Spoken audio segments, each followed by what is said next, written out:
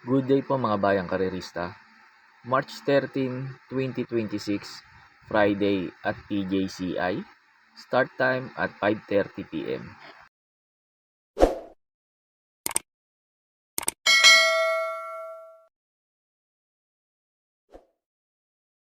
Start na po tayo. Race number 1. Start po ng winner take all. Races 1 to 7. Distance 1,200 meters. Dito sa race number 1, marami ako nakikita mabilis na baka maghabol ang kagad sa unahan. Ito sila, Success of Times. Southern Man, ito may bilis to. Si Hang Loose, may bilis din to. Saka si Bright Mind, Marengo. Kaya pili ko pang primera ko yung derimating kabayong couple entry numero 7, Heroes of Caloocan, saka 7A, Heroes del 96. Yung Heroes of Caloocan, ito, pwede makinabang dito to kasi derimating kabayo to. Tapos yung 7A naman, Heroes del 96, ito lasaran naman nito, sumigunda to kay Sunshine June.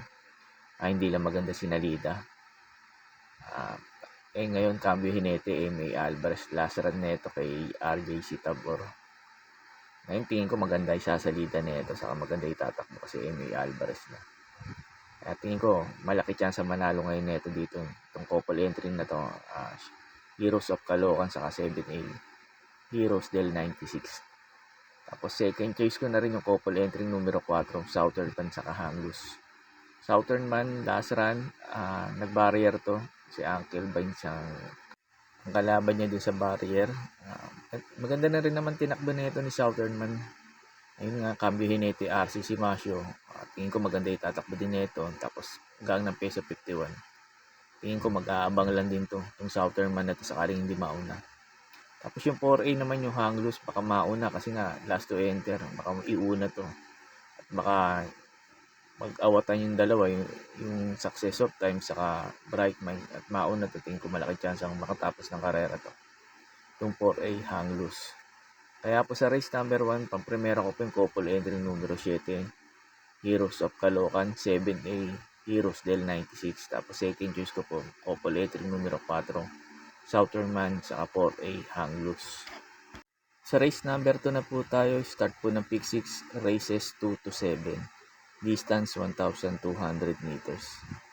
Ito pang primera ko numero 6, Hombre. Ito yung last run nito, hindi lang binigyan ng importansya ng may-ari ito. Saka nanibago din si Caballo. Kasi nga first official run niya nun. Last run to, pamanlima to. Kala Gold Honey, Don Pedro, Spellbound, tapos Lucky Nono, tapos pamanglima to si Hombre. Cambio hinete, RC Simasio, tapos hanggang ng peso 50, tapos ang ganda pa position niya, last to enter. Kaya tingin ko isasabay na kaagad to si Hombre dito. Kaya tingin ko pag binigyan ng importansya to, lamang ngayon dito to numero 6 na to, Hombre. Tapos second choice ko na rin yung pumang-apat nung kala Gold Honey, yung numero 5, Lucky Nono. Tingin ko ito pwedeng umupset kay Hombre pag hindi maganda tinakbo ni Hombre, yung numero 5, Lucky Nono. Tapos cambio hinete, AP Penla Flor to JL Paano. Kaya tingin ko maganda rin itatakbo ngayon nito, numero 5 na to, Lucky Nono. Kaya po sa race number 2, pang primera ko po numero 6, Hombre. Tapos second choice ko po numero 5, Lucky Nono. Sa race 3 na po tayo, start po ng pick 5, races 3 to 7, distance 1,200 meters. Pang primera ko dito, baka dihado pa to, numero 4, Static. Ito si Static, last run nito, di lang lumakpas kay PN Concerto, atrasado lang. Cambio hinete, J.A. Gusi to PM Caballero ngayon, kaya tingin ko maganda rin itatakbo nito. Saka gamay rin naman ni PM Caballero itong numero 4 na to, Static. Saka baka pumabor pa sa kanya sakaling habulin nila si Golden Charger sa unahan. Tingin ko ito, siya pa pwedeng makinabang yung numero 4 Static. Second choice ko na rin, tingin ko yung Mayayamado rito, saka yung Pusoy sa KT, numero 3 Golden Charger. Cambio nete, CP Henson to John Paul Gusi na. Kaya tingin ko maganda na itatakbo nito, numero 3 na to, Golden Charger. Tingin ko gamay din niya naman to. Pagkakaalam ko, last run nito kala Queen Ella, pumanglima to. Nagpreba ng 1.28. Baka walang humabol at mapabayaan sa unahan. Tingin ko malaki chance makatapos ng karera to. Yung numero 3 na to, Golden Charger. Kaya po sa race number 3, pang-primera ko po numero 4, Static. Tapos second choice ko po numero 3, Golden Charger. Sa race number 4 na po tayo, start po ng pick 4, races 4 to 7, distance 1,200 meters. Pang-primera ko dito numero 7, Moment Like This. Ito PM Caballero na, kaya tingin ko maganda na itatakbo nito. Itong numero 7 na to, Moment Like This. Kung hindi mauuna to, o aabangan niya lang si Twinkle to sa unahan. Kasi may bilis din naman tong kabayo na to, yung numero 7 na to, Moment Like This. Tapos second choice ko na rin yung couple entry numero 4, Early Bird saka 4A Caraga Wonder. Early Bird, cambio nito yung M.A. Alvarez, kaya tingin ko maganda itatakbo nito. Tingin ko pwede rin makarimate rito to, numero 4 na to, Early Bird. Tapos yung 4A Caraga Wonder, tingin ko isasabay din sa unahan to eh. Pwede namang isunod lang din tong kabayo na to, kaya tingin ko may panalo rin to dito, yung 4A na to, Caraga Wonder. Tapos third choice ko na rin couple entry numero 2, Twinkle Toe, saka 2A Pass Sailing.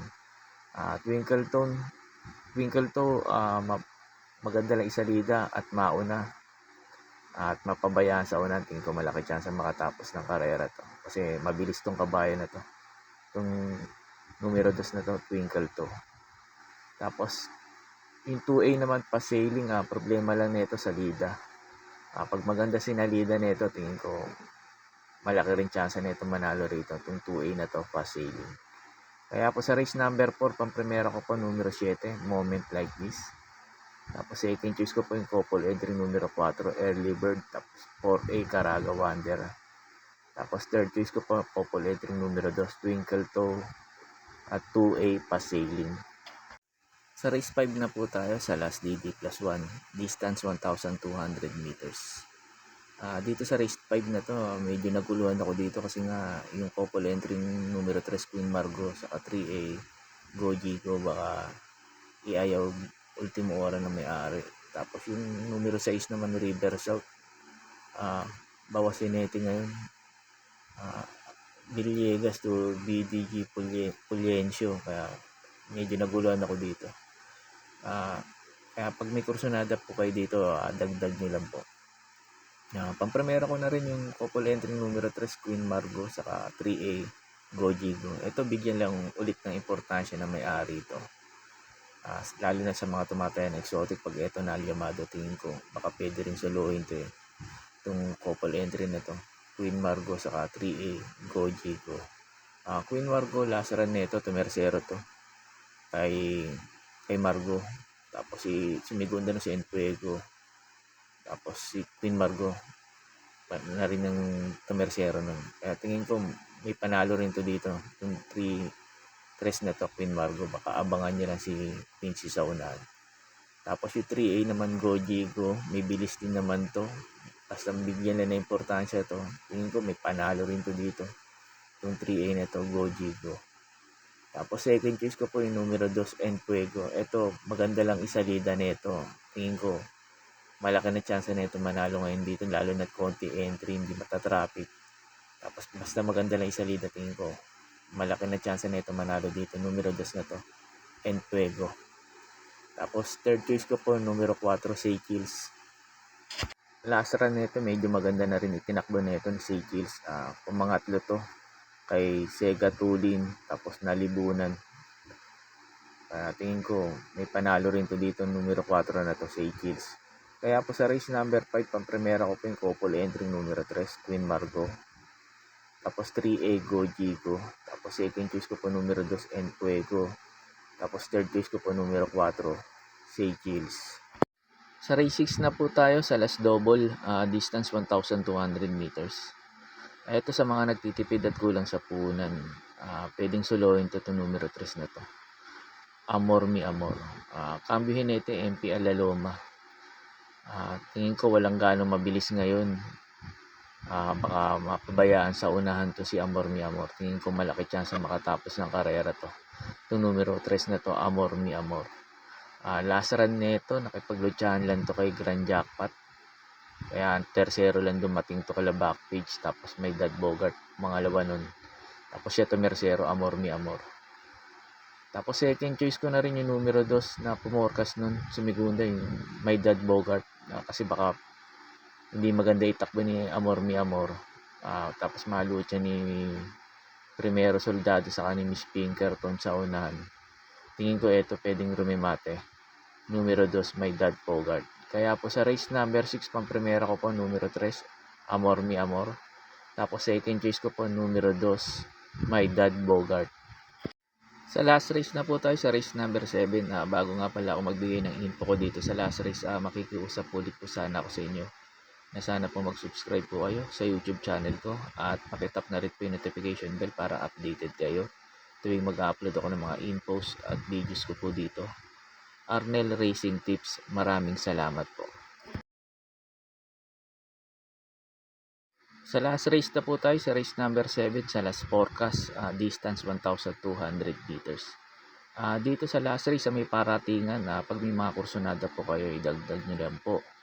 Lalo na't mga may paratingan to. Kasi itong numero 7 na itong Freddy's Cutie, para po sa akin dito sa last race, kahit paratingan po kasi ito. Susuluhin ko na po ito kasi nalalamangan ako dito.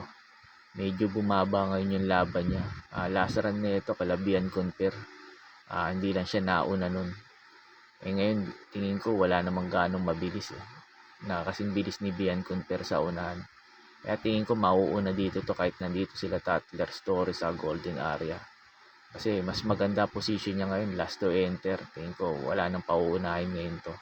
Tapos hanggang pa ng peso 51, tapos magaling pa magpasalida yung apprentice na to, si RC Simasio. Kaya tingin ko lamang na lamang ngayon dito to. Ito numero 7 na to, Freddy's Cutie. Pagkatapos nga pala ng info ko dito, in-upload ko po yung last run neto ni Freddy's Cutie para magkaroon po kayo ng idea kung susuluhin nyo po ba o magpo-protection pa kayo. Kaya po dito sa last race, sa race number 7, itong numero 7 Freddy's Cutie, para po sa akin, susuluhin ko na po. Yun lang po, and good luck and happy racing po mga bayang karirista. Pagkatapos nga pala nung last run ni Freddy's Cutie na in-upload ko na video, yung mga pa-shoutout nyo po. Off and running. Now, chopped out in the early part was French Leather. Coming out very quickly was Freida's Cutie, lead on settling down from wide out Atomic Bomb. Beyond Compare stepped away just fairly but scoots through on the inside to lead. Beyond Compare is going to lead Freida's Cutie in second spot. Back to third then is Atomic Bomb. 4 back then to Static. On the inside of Static was Baraknar.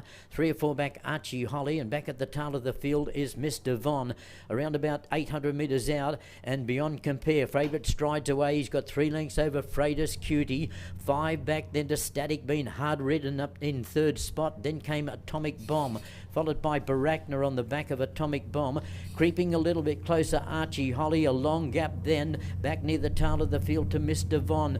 Up towards the home turn, Beyond Compares, chased by in second spot Freida's Cutie. Over on the inside in the yellow cap, making ground is Static. Over on the inside then also running on fairly well Baraknar, but at the 200 metres still kicking in front Beyond Compare. Beyond Compare to an advance. Static is the only danger. Static going after Beyond Compare. Beyond Compare in front. Static is lunging late. Static Beyond Compare. Static has Beyond Compare has just beaten Static, followed then by close up on the outside Freida's Cutie. Then came running on. May pa-shoutout po si Idol JR Kabansag. Pinapa-shoutout niya si Konsihal Darwin Awisia and Kagawad Arwin Abugan. Shoutout po sa inyo, Konsihal Darwin Awisia at Kagawad Arwin Abugan. At sa din Sir JR Kabansag Idol. Shoutout din po sa inyong tatlo at maraming salamat po. May pa-shoutout po si Sir Archie Norberte. Pinapa-shoutout niya ng happy birthday yung kaibigan nilang seaman na si Telot Paras, kay Boss Robin Kambing, Milo, Boss Alex Santos ng Barangay 157 Tondo. Shoutout po sa inyo mga sir and happy birthday po. At sa din Sir Archie Norberte, shoutout din po sa iyo at maraming salamat po. May pa-shoutout po si Sir J. Rasco. Pinapa-shoutout niyo yung Rasco family ng Pandakan, Manila. Shoutout po sa inyo, Rasco family. At sa airpat mo, Sir J. Rasco, maraming salamat sa pagsubaybay sa YouTube channel ko at pagkiling sa iyo, Sir J. Rasco. Shoutout din sa iyo at maraming salamat po. May pa-shoutout po si Sir Manuel Tandes. Pinapa-shoutout niya lagi yung pinsan niyang si Boyet Flores at ang kumpare niyang si Roby Santos ng Galas QC. Shoutout po sa inyo Sir Boyet Flores, Sir Roby Santos at sa din Sir Manuel Tandes. Shoutout po sa inyong tatlo at maraming salamat po. May pa-shoutout po si Sir Rizaldi Mendoza. Pinapa-shoutout niya ng happy birthday yung utol niyang si Manuel Galicia na magsi 65 years old na. And happy birthday daw tol and God bless and more birthdays to come daw, sabi ni Sir Rizaldi Mendoza.